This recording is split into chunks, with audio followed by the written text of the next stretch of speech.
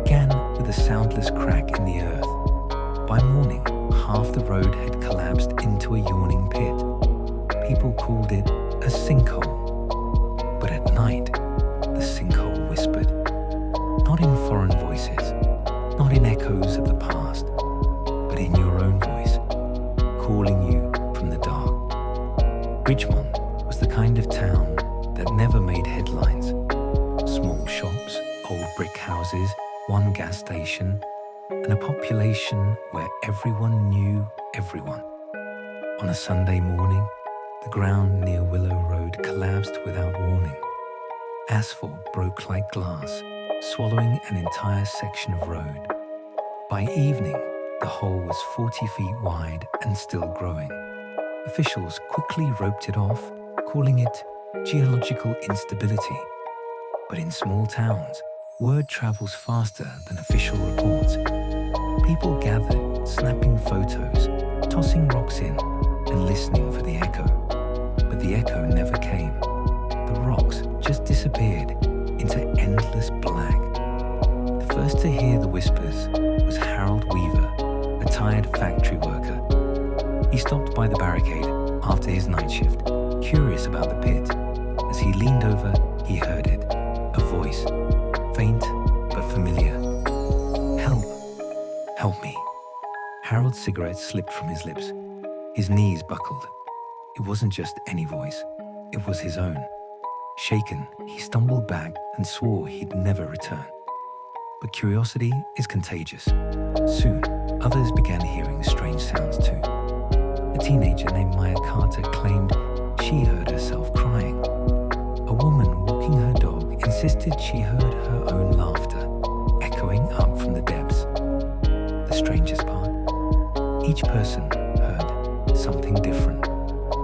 Within a week, the sinkhole became a legend. Kids dared each other to stand near it at midnight. Some recorded videos, hoping to catch the whispers on camera. The rules of the dare were simple. Stand by the hole, lean in, listen. But those who played the game said it felt wrong, like the air around the pit was thicker, pressing against their chest. One boy, Ethan Blake, live-streamed himself leaning over the edge. At first, he laughed nervously, but then his face drained of color. "It's me," he whispered to the camera. "I can see myself down there." The phone tumbled to the ground. The screen tilted, showing only the pit. Ethan was gone. The video cut to black. By the end of the month, 6 people had vanished near the sinkhole. No bodies, no clues, just silence. Parents forbade children from going near Willow Road. Police patrolled at night, but even officers reported hearing whispers when the wind died down. The town council called in geologists.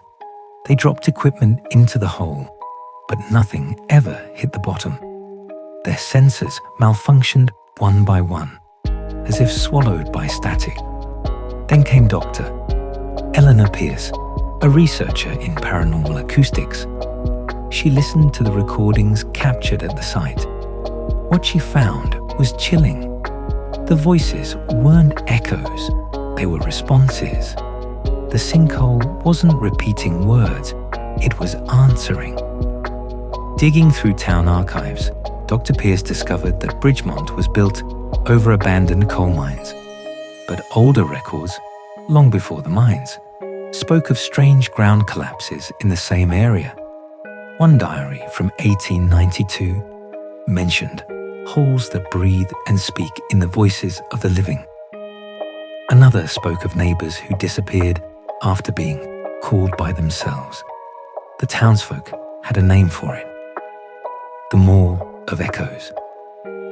According to legend, it wasn't a hole at all, but a doorway.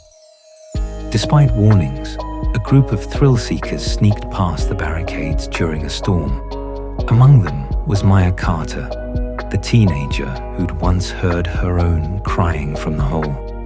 They filmed everything: flashlights cutting through rain, nervous laughter, the endless black pit.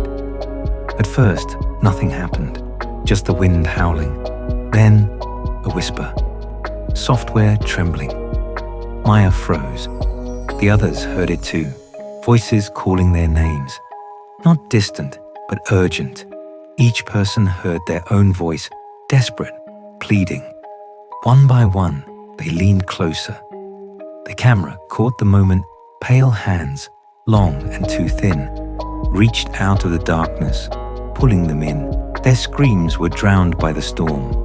The camera clattered to the ground, lens cracked, still recording the whole. By morning, the sinkhole was wider. The kids were gone. The town sealed off Willow Road with concrete and steel.